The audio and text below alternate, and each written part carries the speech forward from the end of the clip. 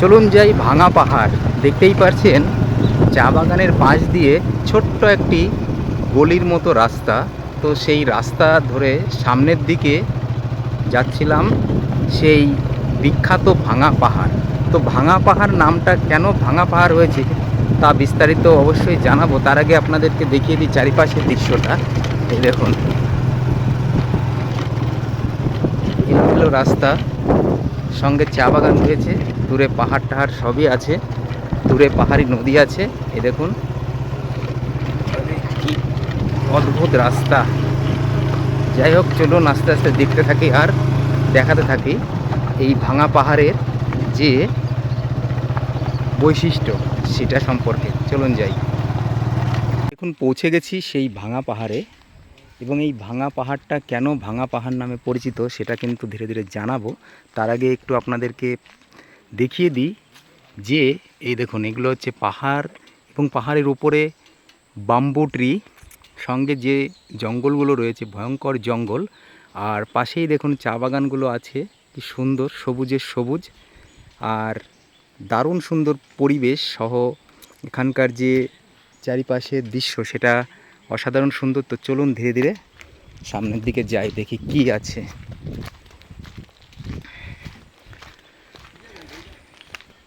খিচুড়ির আয়োজন চলছে।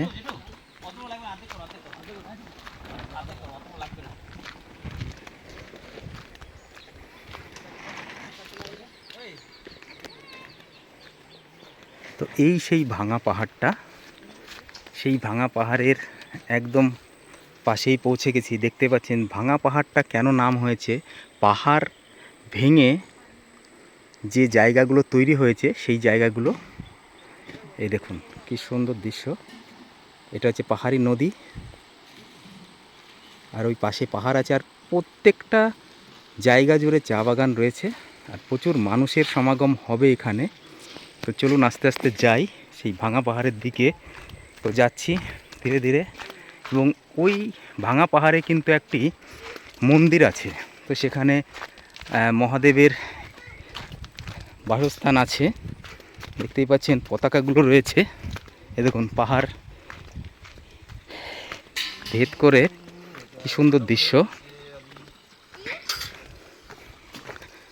চলুন ধীরে ধীরে যাই এবং ওপরে উঠছি। এই যে এই দেখুন, আর এই দৃশ্যটা কিন্তু অসাধারণ সুন্দর দৃশ্য।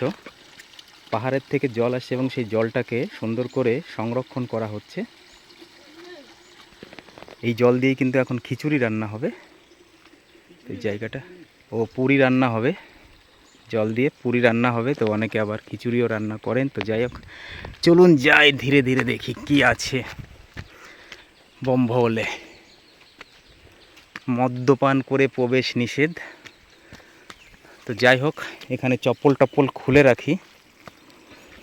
বম্বলে হর হর মহাদেব। পৌঁছে গেছি সেই ভাঙা পাহাড়ে, এবং দেখতেই পাচ্ছেন বেশ কয়েকজন পুজো দিচ্ছেন।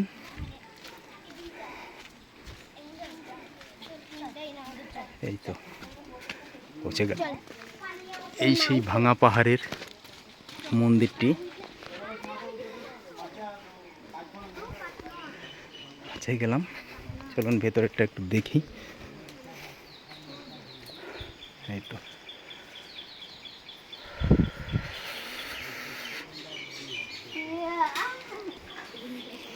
দেখতে আসলাম।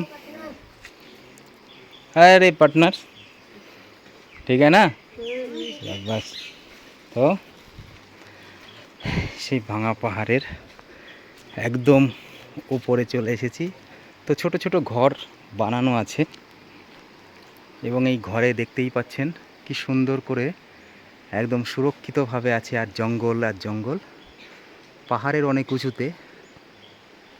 তো এই যে সেই জায়গাটা ভাঙা পাহাড় নামে বিখ্যাত। দেখুন এখানে কিন্তু পুজো অর্চনা হবে।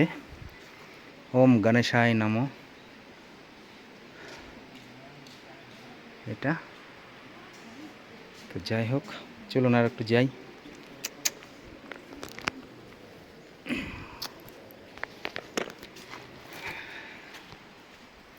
প্রচুর মানুষের কিন্তু এখানে ভিড় হয়।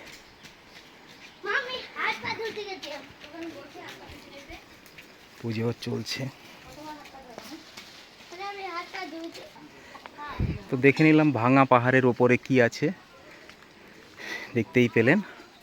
চলুন এখন ধীরে ধীরে আমরা আরও যাই। এই যে প্রচুর মানুষ কিন্তু আসছেন, সবাই আসছেন।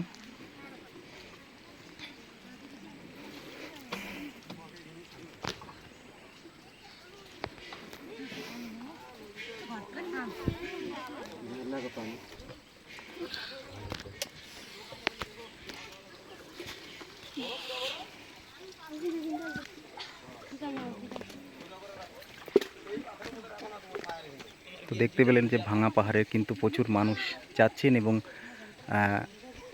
শ্রাবণ মাসের যে শেষ সোমবার, সেই সোমবারে কিন্তু আরও বিপুল মানুষের আয়োজন হবে। আর প্রতি সোমবারেই কিন্তু এখানে এই যে এই ধরনের ভোগগুলো খাওয়ানো চলবে।